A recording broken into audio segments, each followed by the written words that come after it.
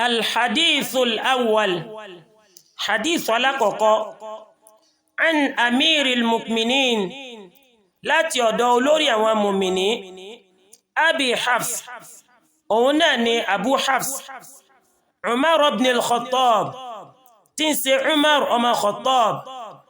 رضي الله عنه كي الله باكي ينسي قال أصبعي ويكبي سمعت رسول الله صلى الله عليه وسلم يقول مغبوجي شلون باكي كي اتيولا لون كما با تو صباي ويبي انما الاعمال بالنيات dájúdájú àwọn iṣẹ́ ńbẹ pẹ̀lú àwọn àníyàn wa innama likulli imri'in ma nawa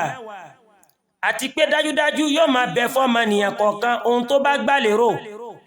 faman kanat hijratuhu ila Allahi wa rasulihi ẹni tó bá ṣe hijira rẹ̀ nítorí t'Ọlọ́run Ọba àti ti òjíṣẹ́ rẹ̀ fa hijratuhu ila Allahi wa rasulihi ẹ̀san hijira rẹ̀ yó máa jẹ́ ti t'Ọlọ́run Ọba àti ti òjíṣẹ́ rẹ̀ wa man kanat hijratuhu lidunya yusibuha ẹni tó bá ṣe hijira rẹ̀ nítorí táyé yóò rí awi imra'atin àbí nítorí tóbìnrin yankihuha yóò rí fẹ́ fa hijratuhu ila ma hajara ilayhi ẹ̀san hijira rẹ̀ yóò wá máa dá lórí ohun tó bá gbà lérò rawahu al-Bukhari wa Muslim Imam Bukhari àti Muslim ló gbà wá